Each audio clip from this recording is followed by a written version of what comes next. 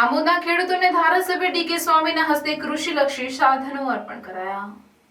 ખેડૂતોને કૃષિલક્ષી સાધનો પાછળ રાજ્ય સરકાર દ્વારા 27.42 લાખની સબસિડી અપાઈ। ભાજપની ડબલ એન્જિનની સરકાર ખેડૂતોની આવક બમણી થાય તેવા હિતકારી નિર્ણયો લઈ રહ્યા છે। તેમજ ગુજરાત સરકાર દ્વારા ખેડૂતલક્ષી અનેક યોજનાઓ અમલમાં છે, જેનાથી ખેડૂતો આત્મનિર્ભર બની બમણી આવક મેળવી શકે। માટે ગુજરાત સરકારના કૃષિ વિભાગ દ્વારા આજરોજ નાહિયેર હઠીલા હનુમાનજી મંદિરના પટાંગણમાં ધારાસભ્ય ડીકે સ્વામીના હસ્તે 93 ખેડૂતોને rotary, cultivator, plough, thresher, rotavator સહિતના કુલ 93 સાધનો આપવામાં આવ્યા હતા, જેમાં સરકારે ખેડૂતોને 27.42 લાખની સબસિડી આપી હતી। ધારાસભ્ય ડીકે સ્વામીના હસ્તે ખેડૂતોને સબસિડીના મંજૂરી પત્રો આપ્યા હતા। આ પ્રસંગે આમોદ તાલુકાના ભાજપ મહામંત્રી દીપક ચૌહાણ, પુરસા ગામના ભાજપના આગેવાન ભૂપેન્દ્રસિંહ ગોહિલ, વિસ્તરણ અધિકારી કનુભાઈ પઢાર, ધવલસિંહ રાજ, ગ્રામ સેવકો સહિત લાભાર્થી ખેડૂતો મોટી સંખ્યામાં હાજર રહ્યા હતા। ગુજરાત સરકારના કૃષિ વિભાગ દ્વારા આમોદ તાલુકાના અનેક ખેડૂતોને સરકારની જુદી જુદી યોજના દ્વારા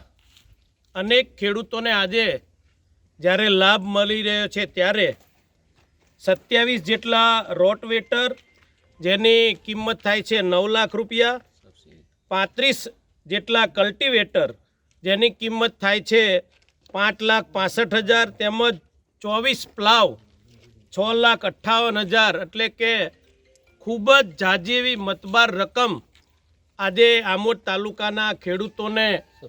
સબસિડીના ભાગરૂપે જ્યારે મળી રહી છે, ત્યારે હું સરકારનો મોદી સાહેબ તેમજ ભૂપેન્દ્રભાઈ પટેલ અને આદરણીય રાઘવજીભાઈ પટેલનો હું આજના દિવસે ખૂબ ખૂબ આભાર વ્યક્ત કરું છું। અને આ યોજના દ્વારા ખેડૂતોને જે મદદ મળી રહી છે, અને મોદી સાહેબનું સ્વપ્ન છે કે ખેડૂત આગળ વધે, ખેડૂતનો બમણો પાક પ્રાપ્ત કરે, તો મને લાગે છે કે આવનાર દિવસોની અંદર જે અત્યારે વિકસિત ભારતની જે યોજના ચાલી રહી છે, જે વિકસિત ભારત